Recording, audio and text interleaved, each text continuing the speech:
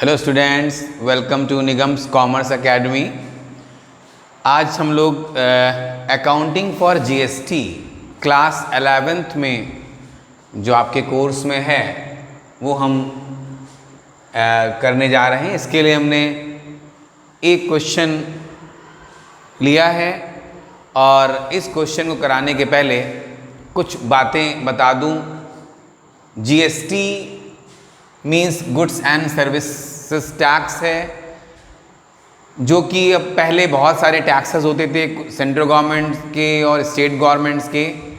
उन सारे टैक्सों को करीब करीब सभी को एबॉलिश कर दिया गया, ख़त्म कर दिया गया और उसकी जगह वन नेशन वन टैक्स के नाम पर गवर्नमेंट जीएसटी लेकर के आई है 2017 से। यहाँ पर हमें देखना ये होगा कि इस जीएसटी को हमको ऐसे पढ़ सकते हैं कि अगर विद इन स्टेट, किसी भी स्टेट में विद इन स्टेट सेल और परचेज हो रही है तो हमको सीजीएसटी और एसजीएसटी चार्ज करना है। मीन्स जो भी रेट होता है उसका हाफ हो जाता है। अगर 12% है तो 6% सीजीएसटी, 6% एसजीएसटी। अगर 18% है तो 9% सीजीएसटी एंड 9% एसजीएसटी, ये चलता है। और अगर इंटर स्टेट सेल होती है तो आईजीएसटी लगता है। आज हमने ये क्वेश्चन जो बनाया है वो विद इन स्टेट का ही बनाया है और जो आईजीएसटी क्वेश्चन होता है उसमें ज़्यादा कुछ नहीं समझना है। बस ये कि अगर इंटर स्टेट सेल हुई है, एक स्टेट से दूसरे स्टेट सेल हुई है, तो हमें ये जो दो पार्ट्स में हम बांट देते हैं सीजीएसटी एसजीएसटी, उसमें सिर्फ एक ही रहना है। मान लीजिए यहाँ 9% है तो वहाँ 18% आईजीएसटी लग जाना है बस। बाकी करीब करीब सारी चीज़ें सेम होती हैं। जो अब सीजीएसटी एसजीएसटी है इसको भी समझना है। जब हम गुड्स परचेज करते हैं, तो गुड्स के अलावा, जो गुड्स के लिए पेमेंट हम कर रहे हैं अपने सप्लायर को, उसके अलावा हमें उसे जीएसटी भी देना होता है। सीजीएसटी एसजीएसटी, सीजीएसटी मतलब जो सेंट्रल गवर्नमेंट के हिस्से में जाता है, एसजीएसटी मीन्स जो स्टेट गवर्नमेंट के हिस्से में जाता है। ऐसा होता है, इसलिए इसको दो पार्ट में बांटते हैं। और इसमें ये जब हम परचेज करेंगे तो परचेज अकाउंट डेबिट होगा और साथ ही साथ इनपुट सीजीएसटी डेबिट और इनपुट एसजीएसटी भी डेबिट होगा। तो मीन्स परचेज करते समय या कुछ एक्सपेंस पे करेंगे उस समय हम इनपुट सीजीएसटी और इनपुट एसजीएसटी को डेबिट करेंगे परचेज के साथ साथ। इसका उल्टा जब हम सेल करेंगे तो सेल अकाउंट क्रेडिट होगा और साथ ही साथ आउटपुट सीजीएसटी और आउटपुट एसजीएसटी क्रेडिट होगा। ओके, कोई इनकम हमको मिलेगी, कमीशन मिला, रेंट मिला, तो भी हमें आउटपुट सीजीएसटी और आउटपुट एसजीएसटी को क्रेडिट करना है। कुछ चीज़ें होती हैं जिनके लिए सैलरी वगैरह वेजेस हैं, उन पे टैक्स नहीं देना है हमको। जो हम गवर्नमेंट वगैरह को पेमेंट करते हैं या बैंक से पैसे निकालते हैं, बैंक में पैसे जमा करते हैं, उनमें हमें नहीं देना है। किसी पार्टी को फाइनल पेमेंट वगैरह करते हैं उसमें जीएसटी का कोई रोल नहीं है। नॉर्मली जब हम सेल और परचेज करते हैं और जब कोई एक्सपेंस पे करते हैं या कोई हमको इनकम होती है तो करते हैं। लेकिन एक्सपेंस में खास तौर से याद रखिएगा, वेजेस एंड सैलरीज में सीजीएसटी एसजीएसटी एग्जेम्प्ट है। डिटेल में आपकी बुक्स में लिखा हुआ है, आप उसको वहाँ थ्योरी में देख सकते हैं कि कौन कौन सी चीज़ें एग्जेम्प्ट हैं जिसमें जीएसटी नहीं लगेगा। एक खास बात वो ये कि अगर हमें गुड्स परचेज किया है तो input CGST input SGST debit होता है, लेकिन जब हम गुड्स रिटर्न करते हैं तो आउटपुट को क्रेडिट नहीं करेंगे, तब इनपुट सीजीएसटी इनपुट एसजीएसटी को ही क्रेडिट करेंगे। जब परचेज किया था तो डेबिट हुए थे इनपुट सीजीएसटी एसजीएसटी, और जब रिटर्न करेंगे तो ये क्रेडिट होंगे।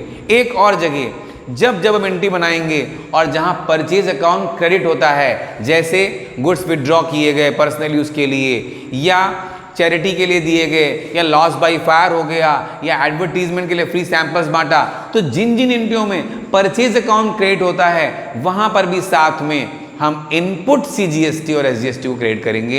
इसे हम कई बार रिवर्स एंट्री कहते हैं, यानी गुड्स जा रहे हैं लेकिन सेल के लिए नहीं जा रहे हैं। जब सेल के लिए नहीं जा रहे हैं तो आउटपुट को नहीं करेंगे, बल्कि इनपुट सीजीएसटी जो डेबिट किया था उसे वापस क्रेडिट कर देंगे। अब मैं क्वेश्चन करने जा रहा हूं और साथ साथ में कुछ और चीज़ें भी बताता रहूँगा जब ज़रूरत पड़ेगी आपको। तो पहले इन क्वेश्चन पढ़ देते हैं। Pass entries in the books of Nandan Brothers of UP, assuming that all transactions have been entered within state charging CGST and SGST at the rate 9% each। पहला क्या है? Purchase goods of the list price of 3 lakh at 20% trade discount.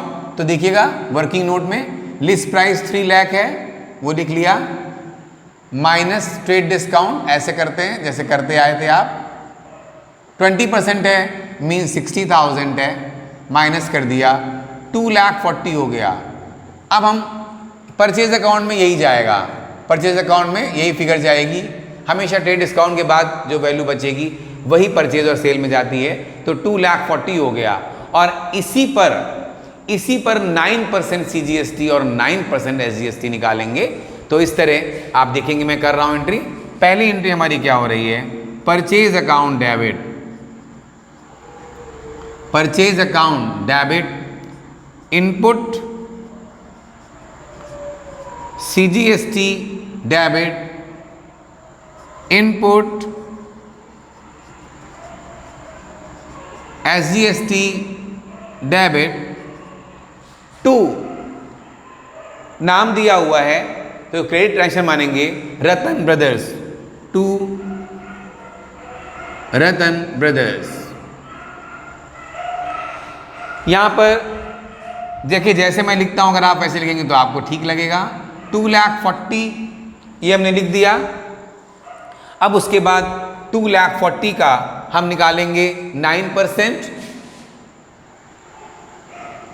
9% of 2,40,000। तो देखिएगा कितना निकलेगा ये, 2,40,000 into 9/100, 0, 3, 21,600 ये आया। तो 21,600 इसमें ये भी लगेगा, 21,600 दोनों लगेंगे। बहरहाल इधर आइए, 21,600 ये हमारा आ गया, 21,600, 21,600 और इस तरह इन दोनों का टोटल कर लेंगे तीनों का। ये आएगी वैल्यू 0, 0, 6, 6, 12, 1 कैरी 3, 4, 4, 8 एंड 2, 2,83,200 की वैल्यू आ गई। ये हमारी पहली एंट्री बन गई। इसके बाद हमने रतन ब्रदर्स को कुछ गुड्स वापस किए हैं। अभी मैंने लेक्चर में आपको बताया था जब हम गुड्स वापस करेंगे तो हम इनपुट CGST SGST को क्रेडिट करेंगे। तो अब देखिए एंट्री क्या बनेगी, Ratan Brothers account debit to purchase return to input CGST to input SGST। यहां पर भी यही करेंगे। परचेज रिटर्न में जो अमाउंट लिखा है 10,000, आपको पता है अगर खरीदते समय परचेज के समय डिस्काउंट लगा है तो यहां पर भी लगेगा। तो देखिए लिस्ट प्राइस 10,000 है, माइनस ट्रेड डिस्काउंट 20% मीन्स 2,000, बचा 8,000। अब 8,000 का 9% निकालेंगे, 720 आ रहा है। तो ये 720 CGST और SGST दोनों लगेंगे। देखिएगा प्लीज, यहां पर हम PR के सामने लिखेंगे 8,000, इसका 9% 720 और इस तरह ये वैल्यू क्या हो गई 4,9,440 ये वैल्यू आ गई। 9440, ये सेकेंड एंट्री हमारी हो गई। अब थर्ड एंट्री देखते हैं। थर्ड एंट्री में है sold goods to Ashish and company, sold goods to Ashish and company for ₹3 lakh. यहां ट्रेड डिस्काउंट का चक्कर नहीं है, लेकिन सेल किया है, तो थर्ड एंट्री बना रहा हूं। Ashish and company debit to sales account to output CGST to output SGST। यहां पर अगेन सेल में पहले वैल्यू लिख देंगे। सेल में आया मेरा 3 लाख, सेल्स में 3 लाख आएगा। उसके बाद इसका 9% 2700 रुपीज, तो 27,000 राधा, तो 27,000 आ जाएगा इसका 9%, और ये भी 9%, 27 54 मीन्स आशीष में जाएगा 3,54,000। आशीष एंड कंपनी में आया 3,54,000। यहाँ नीचे का जगह हो सकता है कैमरे में ना आए, इसलिए मैंने इसको थोड़ा छोटा लिख दिया है। आशीष एंड कंपनी डेबिट में दोबारा पढ़ दे रहा हूँ। Ashish and company debit 3,54,000 to sales account 3 lakh, to output CGST 27,000, to output SGST 27,000। इसके बाद अब नेक्स्ट एंट्री देखते हैं, इसको रब कर देते हैं।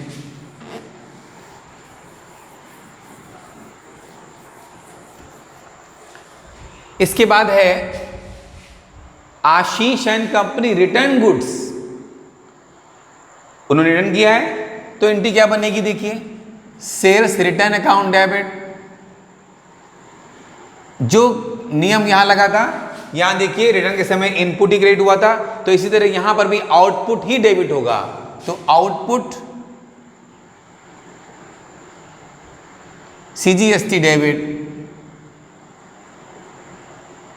Output SGST debit to Ashish and company, ये एंट्री हुई।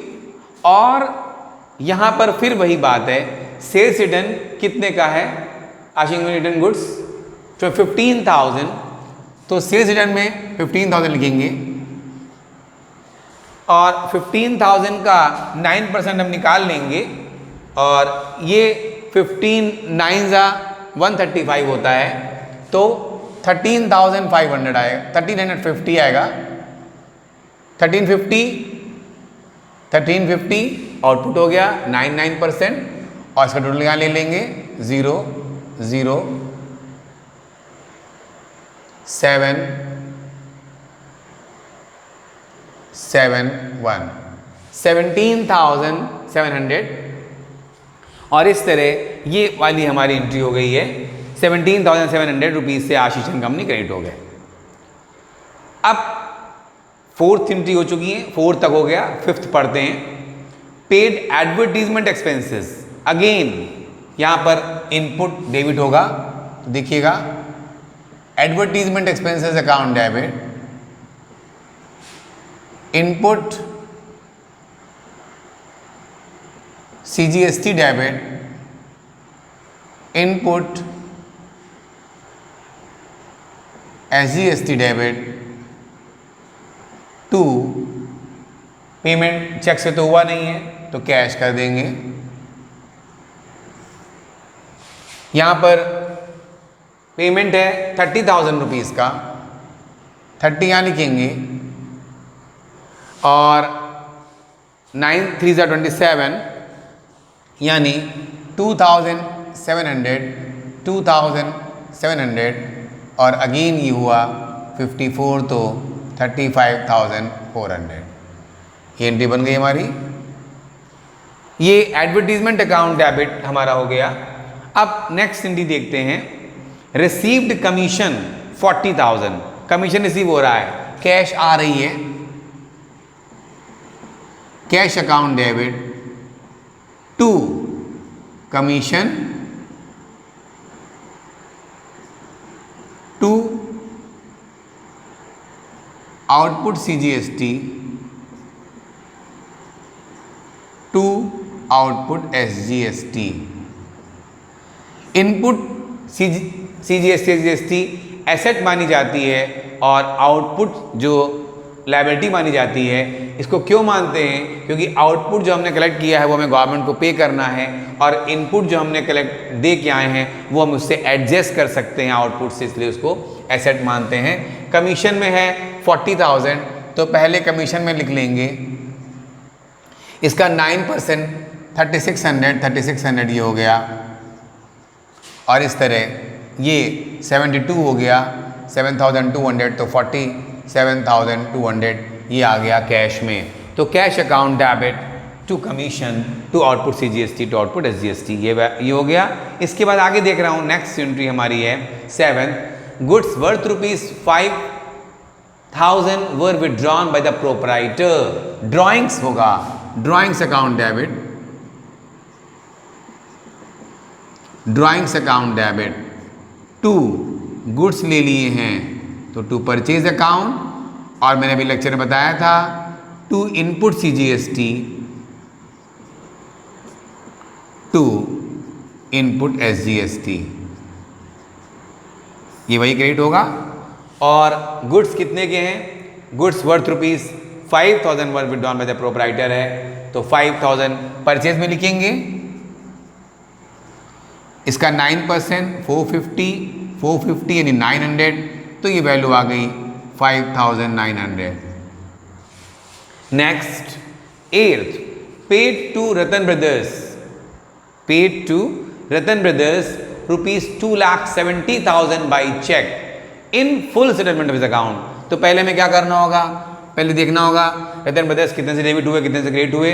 तो पहली एंट्री में रतन ब्रदर्स क्रेडिट हो रहे हैं 283,200, फिर सेकेंड एंट्री में डेबिट हो रहे हैं 9440 डेबिट हो गए।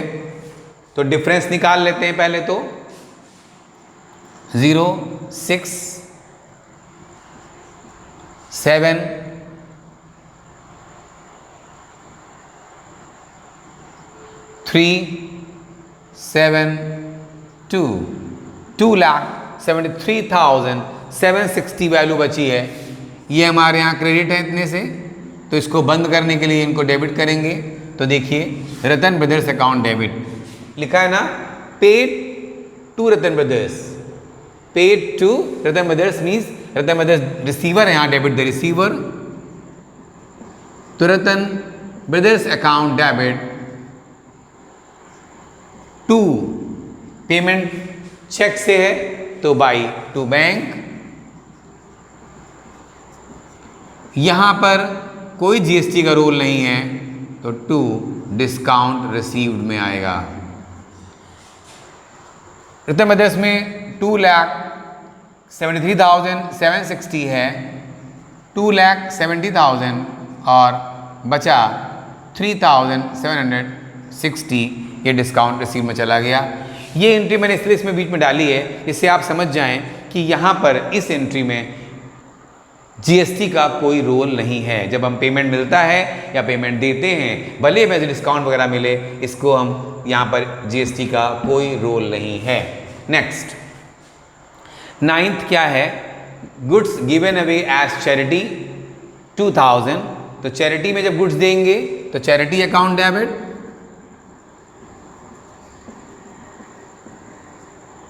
टू परचेज अकाउंट, गुड्स दिए इसलिए परचेज अकाउंट। और अभी मैंने बताया था आपको कि जब परचेज क्रेडिट होगा तो इनपुट CGST और इनपुट SGST भी क्रेडिट होंगे साथ में टू इनपुट SGST। गुड्स कितने के हैं? 2,000 के, इसलिए परचेज में पहले 2,000 लिख देंगे। इसका 9% 180 मीन्स 360, तो 2,360 ये आ गया। अब इसके बाद एक फाइनल एंट्री बनती है और वो है जो भी हमारे पास CGST SGST आया है उसमें आउटपुट में से जो इनपुट है उसको एडजस्ट कर लेते हैं और एडजस्ट करने के बाद जो बचता है उसको गवर्नमेंट को पे कर देते हैं।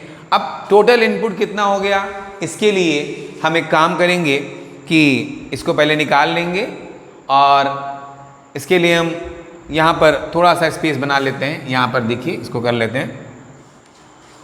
इनपुट कहाँ कहाँ डेबिट हो रहा है देखते हैं। पहले सबसे पहले इनपुट डेबिट हुआ, ये केवल एक लेके चलते हैं और दोनों की वैल्यू हमेशा सेम होती है तो वही मान लेंगे। तो पहले तो 21 इनपुट की बात कर रहा हूँ। इनपुट पहले ये हुआ 21,600, ये डेबिट हुआ। फिर उसके बाद ये क्रेडिट हो रहा है तो इसको माइनस करना है, और कहीं डेबिट हुआ है, ये डेबिट हुआ इनपुट तो 2700। ये दो डेबिट हो रहे हैं इनपुट केवल, और बाकी जगह इनपुट क्रेडिट हुआ है। तो पहले इन दोनों को टोटल कर लेते हैं।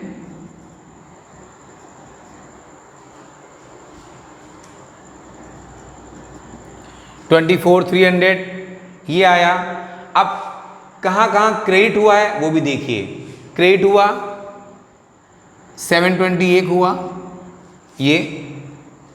फिर उसके बाद इनपुट और कहाँ क्रेडिट हो रहा है 450, और लास्ट में 180 ये क्रेडिट हो रहा है। ये सब डेबिट हुए हैं।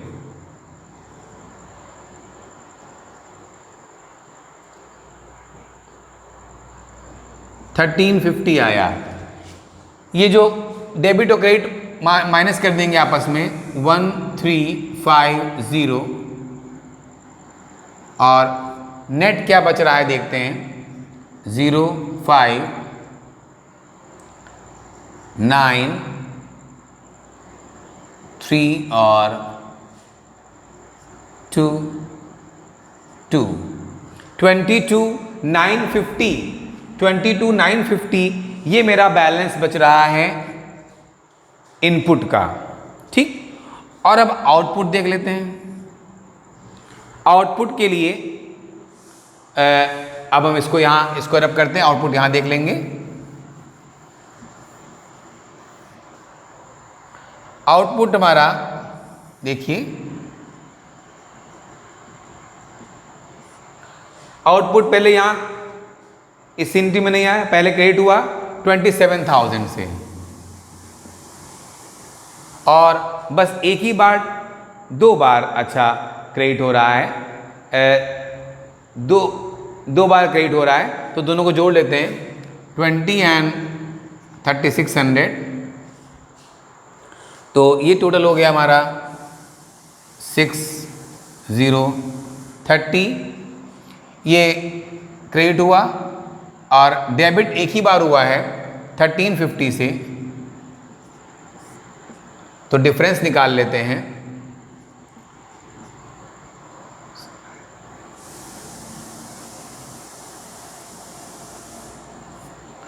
तो ये आया 29,250। 29,250 ये हमारा नेट आउटपुट बचा। एक बार फिर समझा रहा हूं, जहां जहां इनपुट डेबिट हुआ था उनको एक साथ प्लस कर लिया, जहां जहां क्रेडिट हुआ उनको एक साथ प्लस करके माइनस करके डिफरेंस निकाल लिया। तो नेट इनपुट मेरे अकाउंट में है 22,950 और आउटपुट है 29,250। ये दोनों ही हैं, CGST भी है, SGST भी है, CGST भी SGST भी है। तो अब लास्ट एंट्री बनती कैसे है इसको आपको मैं दिखाने जा रहा हूं, और इसको ध्यान से देखिएगा please. Output CGST debit 29,250, output SGST debit 29,250। 2 accounts बंद किए जा रहे हैं ना, तो इसका डेबिट बैलेंस था तो इसे क्रेडिट कर रहे हैं, आउटपुट क्रेडिट बढ़ा था तो उसको डेबिट कर रहे हैं, उल्टा करते हैं तभी अकाउंट क्लोज होंगे।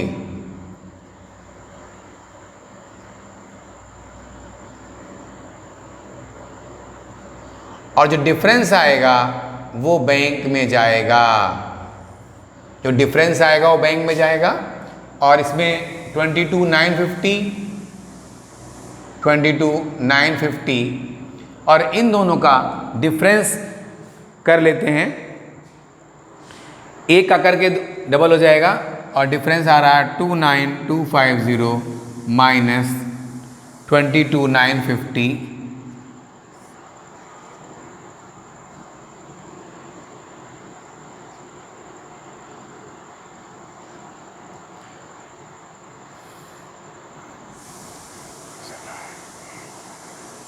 6300। तो 63 इंटू 2 कर देंगे तो आ जाएगा ये, क्योंकि दो वैल्यूज़ हैं, 12,600। और ये डिफरेंस आप निकालोगे तो अपने आप यही वैल्यू आएगी 12,600। तो इस तरह ये हम कह सकते हैं कि ये क्वेश्चन हमने पूरा कंप्लीट कर लिया। यहाँ पर एक चीज़ और बता दूँ, क्वेश्चन एक ही बनाया है तो अभी अगर बाय द वे दूसरी बात के बारे में बताना ज़रूरी है कि अगर बाय द वे यहाँ पर मेरा जो वैल्यूज़ आ रही हैं, यहाँ आउटपुट बड़ा है इनपुट छोटा है, जो फाइनल फिगर आ रही है हमारी ये वैल्यूज़ आ रही हैं, दिस वन, ये जो वैल्यूज़ हमारी आई हैं, ये फाइनल फिगर जो है इसमें आउटपुट बड़ा है इनपुट छोटा है, तब तो इस तरह एंट्री बनती है। आउटपुट को पूरा डिविड कर देंगे और इनपुट को पूरा क्रेडिट कर देंगे और डिफरेंस टू बैंक हो जाएगा। लेकिन इसका उल्टा अगर होगा तो यहाँ बैंक अकाउंट डेबिट नहीं होगा, तब क्या होगा, अगर इनपुट बड़ा है और आउटपुट छोटा है तो जितने से जो वैल्यू इनपुट की है बस उतने से ही आउटपुट हम डेबिट करेंगे और बाकी पैसा जो आउटपुट में मेरा पड़ा रहेगा वो उसको छोड़ देंगे और वो अगले साल हमें क्रेडिट मिल जाएगा। नेक्स्ट साल क्या, नेक्स्ट मंथ हमें ये फॉरवर्ड हो जाता है पैसा और ये हमारे अकाउंट में, जीएसटी अकाउंट में वहाँ गवर्नमेंट के पास पैसा रखा होगा, अगले मंथ में इसका हमें इनपुट से एडजस्ट करने को मिल जाएगा। तो ऐसा नहीं समझिएगा कि अगर इसका उल्टा हुआ, इनपुट की वैल्यू बड़ी हुई आउटपुट की वैल्यू छोटी हुई तो जस्ट उल्टा हो जाएगा और बैंक अकाउंट डेबिट हो जाएगा, ऐसा नहीं होगा। गवर्नमेंट हमको पेमेंट नहीं करेगी, बल्कि वो कहती है कि ठीक है अगर आप पूरा अभी अपना एडजस्ट नहीं कर पा रहे हो तो कोई बात नहीं, हम आपको इनपुट अगर आपका ज़्यादा है आउटपुट अभी कलेक्शन कम है तो कोई बात नहीं, आप जो इनपुट की वैल्यू बची हुई है आपकी वो रखे रहो और अगले सालों में, अगले मंथ में आप उसको एडजस्ट कर लेना। आई एम रिपीटिंग, तो जो वैल्यू आउटपुट अगर छोटा रहेगा तो आउटपुट की वैल्यू से ही एंट्री पास कर देंगे और उस समय इनपुट का बैलेंस बचा रहेगा, और फिर उसको हम, मैंने कहा टू बैंक नहीं लिखेंगे, नीचे आप एक नोट लिख सकते हो कि जो इनपुट CGST SGST एडजस्ट नहीं हो पाई है that will be carry forward to the next month, ये हमारे पास वहाँ अकाउंट में रखा रहेगा। और मेरे ख्याल से इतना इसके लिए काफ़ी है। इसमें जो और चीज़ें ज़्यादा थोड़ा डिटेल में जब जाएंगे तो और चीज़ें आ सकती हैं, जब हमारे को और थोड़ा टफ क्वेश्चन बनेंगे, कभी बाद में किसी लेक्चर में कोई और क्वेश्चन एक लेंगे जब उसमें करेंगे।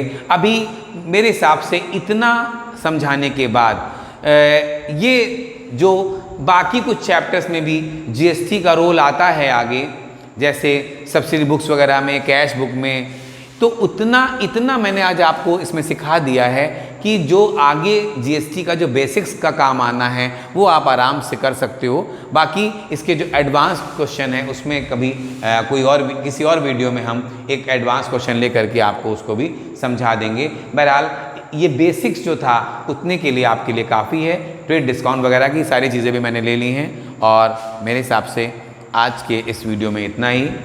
Thanks to all of you.